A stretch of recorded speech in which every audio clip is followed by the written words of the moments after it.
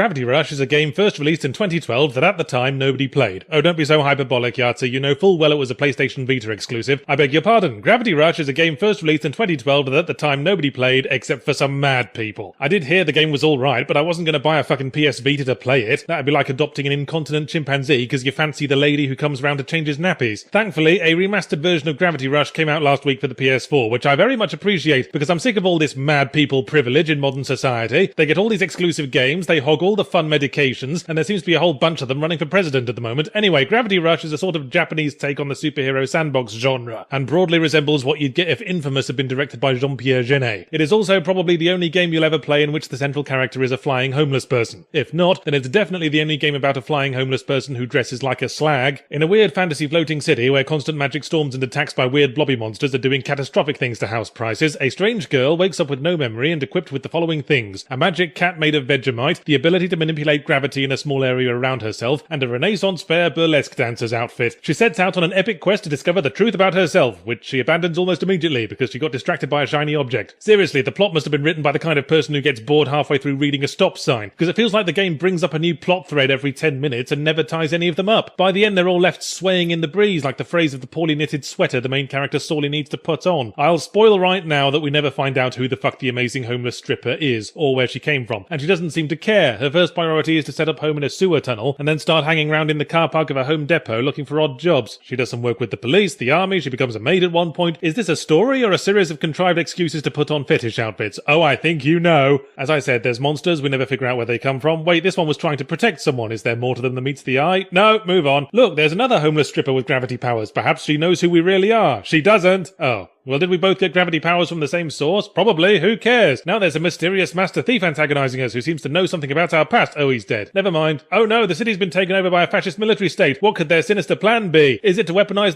It's to weaponize the monsters. How did you guess? Other than it being the video game fascist military state default setting. So the final climactic showdown is with a monster that was introduced 2 minutes beforehand. But wait, the deposed fascist military leader knows something about your past. Great, what is it? Hey, we've got to leave something for the sequel, haven't we? I do find the characters and setting endearing in a city of lost children with the anime turned up to a billion kind of way, but the story's all set up and no payoff. It's like trying to masturbate to the first season of Lost. How the flying works is that you push a button to shift gravity to the direction you're looking in, so you don't so much fly as plummet in specific directions. Whatever surface your nubile young body smashes into at terminal velocity becomes your new floor, which can get slightly annoying if you hit a lamppost or something and end up tightrope walking over the abyss that is Main Street. Though frankly, if you do hit a wall, you're doing it wrong. Despite the main title image being of the heroine standing on a wall, there's not a whole lot of tactical usage to standing on walls, unless you're trying to teach the third-person camera the essentials of ballroom dancing. It's a lot more expedient to keep switching gravity before you hit things and stay in the air. But having said that, the gravity switching controls could be more efficient. In fact, they could be precisely 100% more efficient because you have to press the button twice to change the direction of gravity, where I feel once would have done. The first press cancels all gravity and puts you into hover mode, the second picks the new gravity. It's like having to stop the car and put it in neutral before you can change gear, and your car dresses like a whore. The combat is, well, it's certainly there. Monsters appear usually for flimsy reasons, and you have to hit them in the traditional obvious glowing weak spot. Again, remaining on whatever currently passes for the ground is a mug's game, because hitting the weak spots calls for accuracy that is found wanting in standard kicks and jump kicks. I just stayed in the air and used the gravity-shifting dive kick, speeding towards targeted weak points, missing and disappearing over the horizon, as if only just now realizing that I didn't put my trousers on this morning. The combat works when it becomes this sort of aerial ballet about finding the right angle of attack, but fails to develop from there. None of the bosses are particularly hard once you have the dive kick down. There's a couple of superpowered attacks that range from a more damaging version of dive kick to complete waste of energy that would have been better spent flicking bogeys at the enemy. On that note, you can also throw physics objects, which is the most pointless and awkward to use ability of them all. Don't even bother. There are some challenges based around it, which are like asking a butcher to challenge himself for 5 minutes by replacing his knife with a drinking straw. What's worth noting about the combat is that monsters never show up in free roam, only at predetermined points in missions. It's almost like the combat doesn't integrate terribly well as a core mechanic and is being thrown in as an arbitrary challenge whenever we remember we're supposed to be a video game. At the end of the day, Gravity Rush can't boast great design nor much of a sandbox given the shortage of missions and that you could drive around the whole world in 10 minutes, and that includes the break for sandwiches, and even then there are entire sections of the world the game will do maybe one thing with and forget about, possibly because the game had to keep cutting its arms and legs off until it could squeeze into a handheld. But there's a certain charm to it. The story element feels like a basket of individual kittens loosely tied in place with string, but the highlight of the game is a mission that starts with an innocuous fetch quest and turns into a years-long odyssey to the end of the universe, and a game with tighter control of itself probably couldn't have done that. It's like Willy Wonka fucking nails the childlike wonder thing, but you wouldn't put him in charge of the company's sports day.